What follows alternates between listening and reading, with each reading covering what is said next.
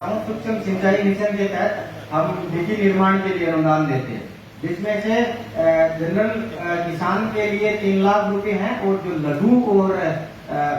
Medium size के किसान हैं उनके लिए 3,40,000 रुपए अनुदान है, जिसमें से आप डिगी प्लास्टिक शीट की भी बना सकते हैं या आप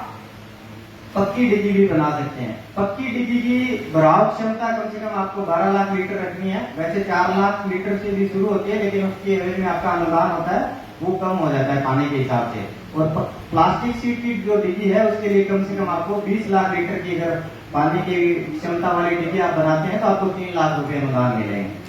लेकिन फाइल लगाते समय आप एक विशेष ध्यान रखें, जब जन आधार जमाबंदी और आपके खेत का नजरिया नक्शा लगाते हैं तो एक ऑप्शन आता है उसमें, जब आप ई मित्रा से करवाते हैं कि आपका जो जन आधार में एड्रेस है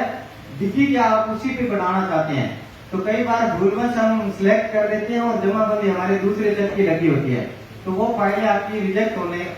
रिवर्ट करते हैं। रिवर्ट करें तो आपको उसमें बाद में आप एड्रेस चेंज नहीं कर सकते और उस तक आपके पास जमाबंदी होगी नहीं, क्योंकि जन आधार में तो गांव का एड्रेस लिखा होता है जिससे आप रहते हो पंचायत में उसका एड्रेस, तो यह हमेशा ध्यान रखें आपकी वो एड्रेस आप ना डालें। ठीक है, आप जहां पे आपको जिस तक में डिगी बनानी है वही एड्रेस डालें। दूसरी एक महत्वपूर्ण योजना आई है, उसका नाम है तारबंदी योजना। खेत में आवारा पशुओं की सुरक्षा के लिए तारबंदी योजना है, जिसमें आपको 400 मीटर के लिए 40,000 रुपए तक अनुदान मिलता है, जिसमें आपको कम से कम 1.5 हेक्टर जमीन आपके पास होनी चाहिए,